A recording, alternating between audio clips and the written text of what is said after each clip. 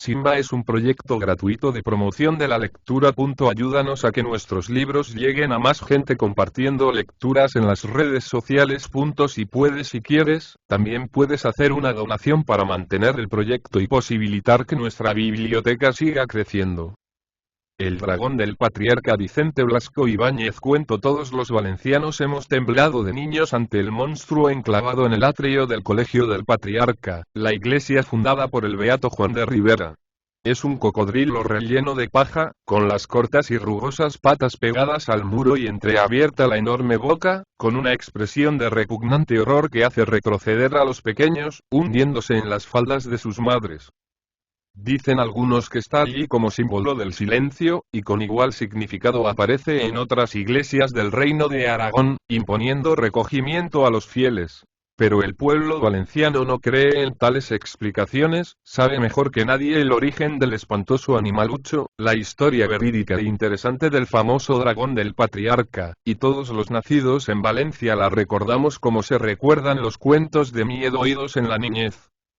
Era cuando Valencia tenía un perímetro no mucho más grande que los barrios tranquilos, soñolientos y como muertos que rodean la catedral. La Albufera, inmensa laguna casi confundida con el mar, llegaba hasta las murallas. La huerta era una enmarañada marjal de juncos y cañas que aguardaba en salvaje calma la llegada de los árabes que la cruzasen de acequias grandes y pequeñas, formando la maravillosa red que transmite la sangre de la fecundidad. Y donde hoy es el mercado extendíase el río, amplio, lento, confundiendo y perdiendo su corriente en las aguas muertas y cenagosas. Las puertas de la ciudad inmediatas al Turia permanecían cerradas los más de los días, o se entreabrían tímidamente para chocar con el estrépito de la alarma apenas se movían los vecinos cañaverales. A todas horas había gente en las almenas, pálida de emoción y curiosidad, con el gesto del que desea contemplar de lejos algo horrible y al mismo tiempo teme verlo. Allí, en el río, estaba el peligro de la ciudad, la pesadilla de Valencia, la mala bestia cuyo recuerdo turbaba el sueño de las gentes honradas, haciendo amargo el vino y desabrido el pan. En un ribazo, entre aplastadas marañas de juncos, un lóbrego y fangoso agujero, y en el fondo, durmiendo la siesta de la digestión, entre peladas calaveras y costillas rotas, el dragón, un horrible y feroz animalucho, nunca visto en Valencia, enviado, sin duda, por el Señor según decían las viejas ciudadanas para castigo de pecadores y terror de los buenos. ¿Qué no haría la ciudad para librarse de aquel vecino molesto que turbaba su vida? Y los mozos bravos de cabeza ligera y bien sabe el diablo que en Valencia no faltan excitábanse unos a otros y echaban suertes para salir contra la bestia, marchando a su encuentro con hachas, lanzas, espadas y cuchillos. Pero apenas se aproximaban a la cueva del dragón, sacaba este el morro, se ponía en facha para acometer, y partiendo en línea recta, veloz como un rayo, a este quiero y al otro no, mordisco aquí y zarpazo allá, desbarataba el grupo. Escapaban los menos, y el recto paraba en el fondo del negro agujero, sirviendo de pasta a la fiera para toda la semana. La religión, viniendo en auxilio de los buenos y recelando las infernales artes del maléfico en esta horrorosa calamidad, quiso entrar en combate con la bestia. Y un día, el clero, con su obispo a la cabeza, salió por las puertas de Valencia, dirigiéndose valerosamente al río con gran provisión de latines y agua bendita. La muchedumbre contemplaba ansiosa desde las murallas la marcha lenta de la procesión, el resplandor de las bizantinas casullas con sus fajas blancas orladas de negras cruces, el centellear de la mitra de terciopelo rojo con piedras preciosas y el brillo de los lustrosos cráneos de los sacerdotes. El monstruo, deslumbrado por este aparato extraordinario, les dejaba aproximarse. Pero pasada la primera impresión, movió sus cortas patas, abrió la boca como bostezando, y esto bastó para que todos retrocediesen con tanta prudencia como prisa, precaución feliz a la que debieron los valencianos que la fiera no se almorzara medio cabildo. Se acabó.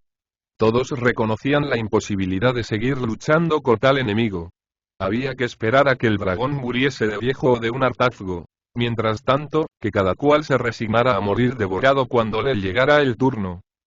Acabaron por familiarizarse con aquel bicho ruin como con la idea de la muerte, considerándolo una calamidad inevitable, y el valenciano que salía a trabajar sus campos, apenas escuchaba ruido cerca de la senda y veía ondear la maleza, murmuraba con desaliento y resignación: me tocó la mala. Ya está ahí ese. Siquiera que acabe pronto y no me haga sufrir. Como ya no quedaban hombres que fuesen en busca del dragón, este iba al encuentro de la gente, para no pasar hambre en su agujero. Daba vuelta a la ciudad, se agazapaba en los campos, corría los caminos, y muchas veces, en su insolencia, se arrastraba al pie de las murallas y pegaba el hocico a las rendijas de las fuertes puertas, atisbando si alguien iba a salir. Era un maldito que parecía estar en todas partes. El pobre valenciano, al plantar el arroz encorvándose sobre la charca, sentía en lo mejor de su trabajo algo que le acariciaba por cerca la espalda, y al volverse tropezaba con el morro del dragón, que se abría y se abría como si la boca le llegase hasta la cola, y zas. De un golpe lo trituraba. El buen burgués que en las tardes de verano daba un paseíto por las afueras, veía salir de entre los matorrales una garra rugosa que parecía decirle: hola, amigo. Y con un zarpazo irresistible se veía arrastrado hasta el fondo del fangoso agujero, donde la bestia tenía su comedor. Al mediodía, cuando el dragón, inmóvil en el barro como un tronco escamoso, tomaba el sol, los tiradores de arco, apostados entre dos almenas, le largaban certeros saetazos. Tontería. Las flechas rebotaban sobre el caparazón y el monstruo hacía un ligero movimiento, como si en torno de él zumbase un mosquito.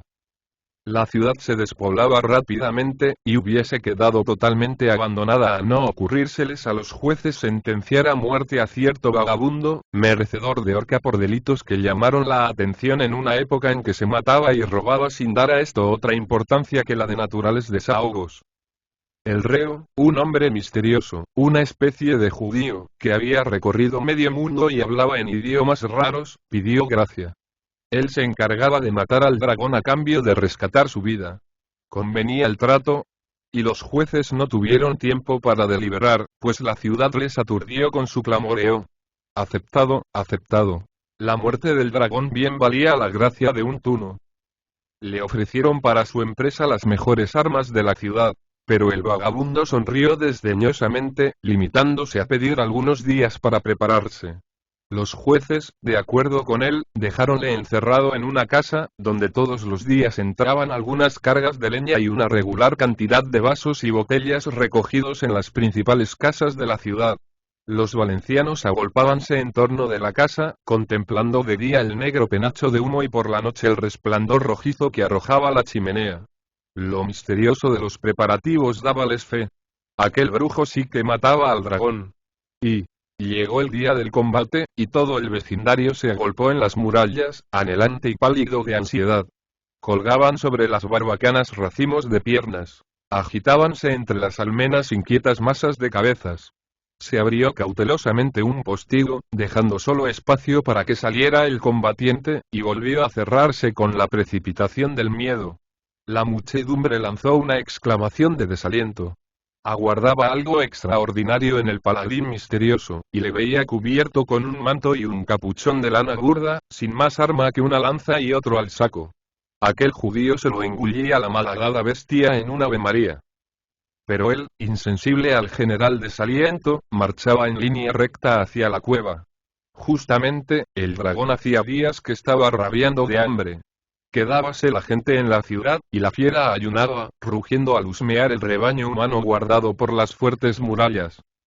Vieron todos cómo al aproximarse el vagabundo asomaba por el embudo de barro el picudo morro de la fiera y sus rugosas patas delanteras. Después, con un pesado esfuerzo, sacó del agujero el corpachón escamoso por cuyo interior había pasado medio Valencia.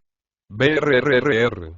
Y rugiendo de hambre, abrió una bocaza que, aún vista de lejos, hizo correr un estremecimiento por las espaldas de todos los valencianos.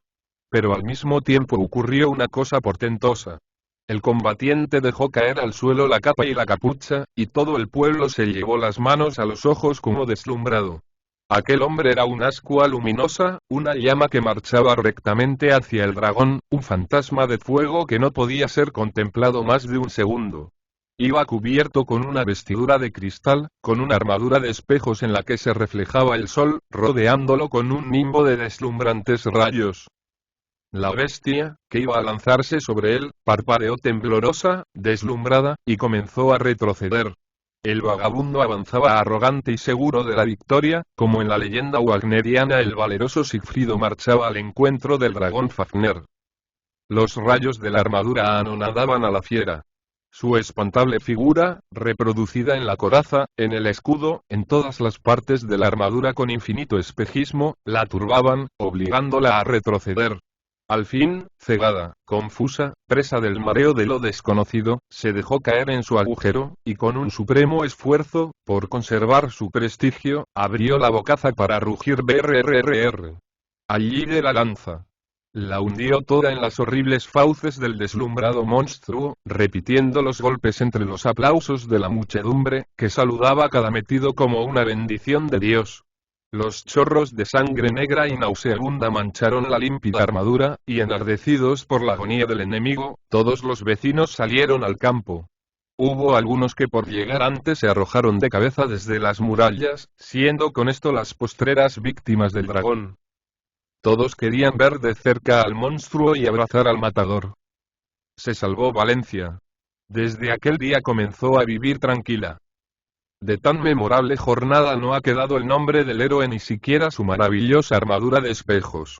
Sin duda se la rompieron en plena ovación, al llevarle triunfante de abrazo en abrazo. Pero queda el dragón, con su vientre atiborrado de paja, por donde pasaron muchos de nuestros abuelos. Y quien dude de la veracidad del suceso, no tiene más que asomarse al atrio del colegio del patriarca, que allí está la malvada bestia como irrecusable testigo.